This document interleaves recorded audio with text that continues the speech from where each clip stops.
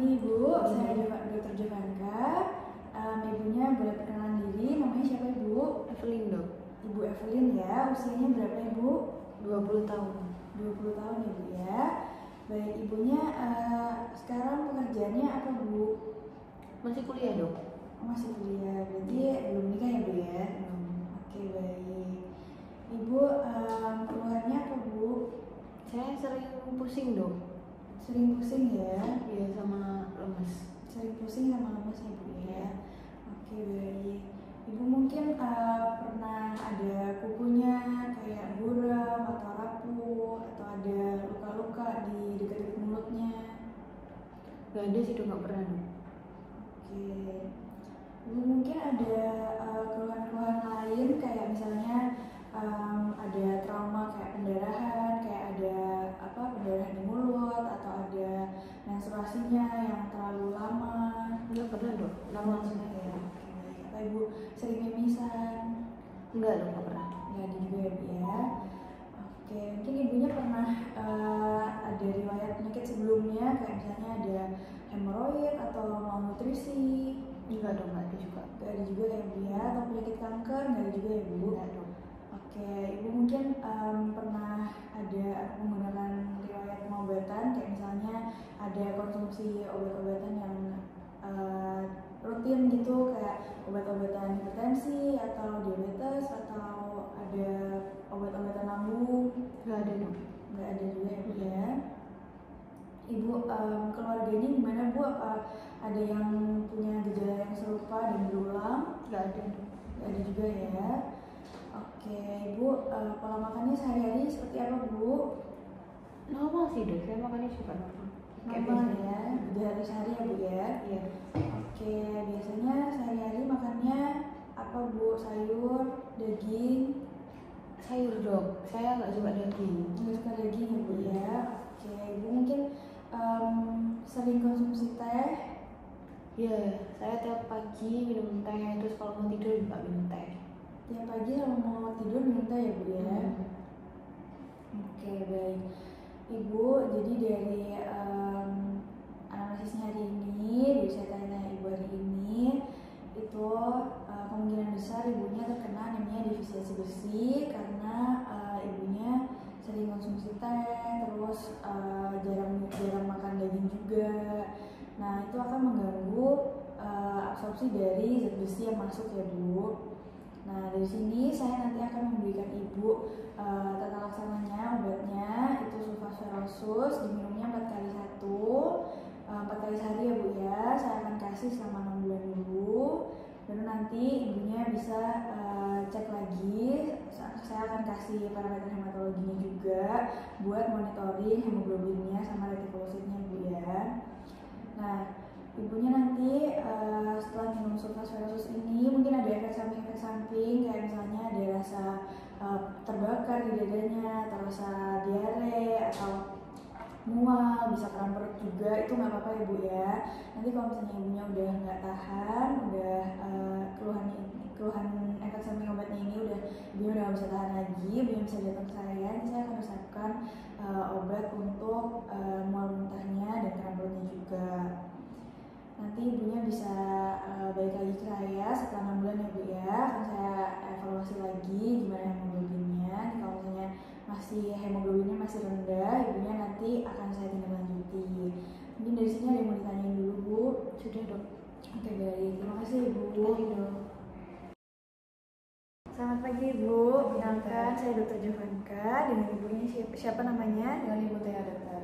Bu Tia ya. Tadi ibunya datang ke sini sama anaknya ya Bu? Iya dokter. Anaknya namanya siapa Ibu? Nama anak saya Dewi dokter. Oh Dewi ya. Nah, anaknya umur berapa Bu sekarang? Anak saya umurnya 6 tahun dokter. 6 tahun ya, baik. Oke, jadi anaknya ada keluhan apa Ibu? Anak saya akhir-akhir ini dok, sering lemes gitu dok. Oh sering lemes ya. Lemes. Mungkin ada keluhan lain kayak sesak nafas atau sering deg-degan gitu? Sesak nafasnya dok. Sesak nafas ya. Kayaknya ada. Oh deg-degan juga ya. Biasanya kalau misalnya gejala-gejalanya ini timbulnya kapan Bu? Maksudnya kayak mungkin habis bangun tidur atau mungkin waktu di sekolah atau lagi main gitu. Biasanya setelah bermain gitu. Habis main-main gitu sama teman-temannya ya. Iya. Oke, mungkin biasanya gejala-gejalanya ini kalau misalnya istirahat gitu dia masih suka deg-degan nggak, suka lemes nggak, atau masih ada sesak nafasnya gitu kalau misalnya nggak beraktivitas? Biasanya membaik sih bro. Biasanya membaik ya. Iya. Oke, baik. Ibu mungkin anaknya dulu pernah ada keluhan-keluhan lain kayak misalnya patah tulang atau diabetes? Kalau patah tulang dan diabetes belum ada. Oh, tidak ada ya. Oke, baik. Mungkin anaknya pertumbuhannya berarti masih bagus ya Bu ya? Iya. Oke.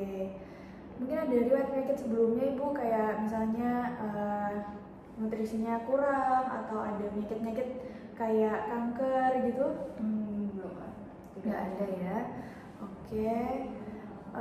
Mungkin ada dulu pernah ada riwayat transfusi gitu atau pernah minum obat-obatan sebelumnya?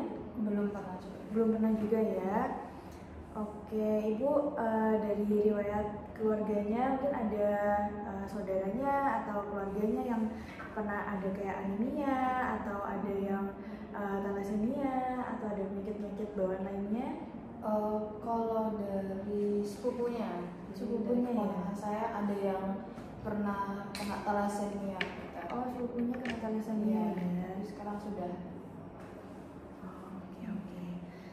Oke, Ibu mungkin dulu pernah cek lab kayak misalnya cek HB atau cek darah lengkap gitu sebelumnya?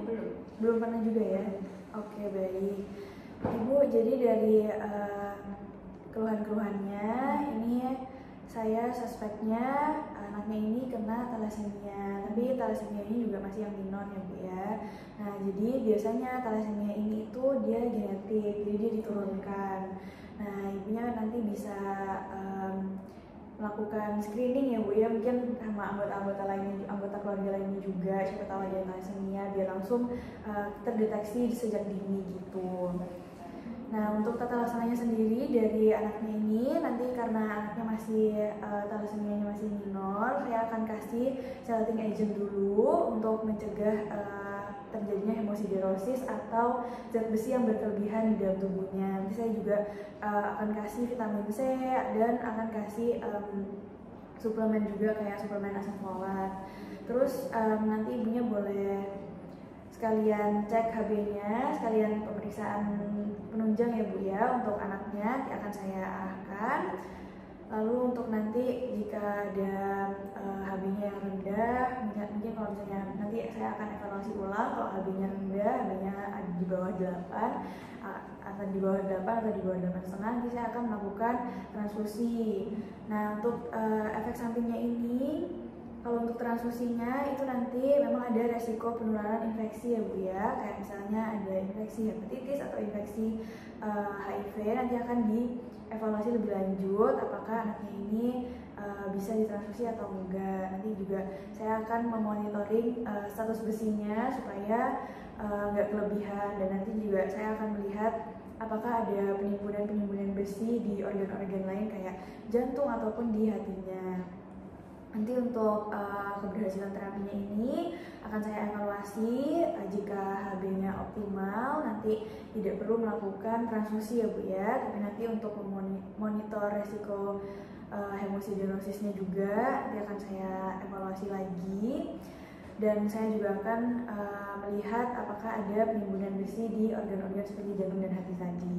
Untuk prognosisnya sendiri untuk penyakit ini itu sebenarnya nggak bisa sembuh ya Bu ya, karena dia juga bersifat genetik, jadi dia turunan, tapi dia akan membaik, prognosisnya membaik. Jadi terapinya ini kita fungsinya untuk ngurangin keluhan-keluhannya aja dan mencegah terjadinya komplikasi supaya nggak jadi lebih berat lagi. Mungkin dari sini ibunya mau ada yang ditanyakan dulu? Tidak, belum ada dokter. Nggak ada ya Bu ya. Baik, terima kasih ya Bu. Terima kasih dokter.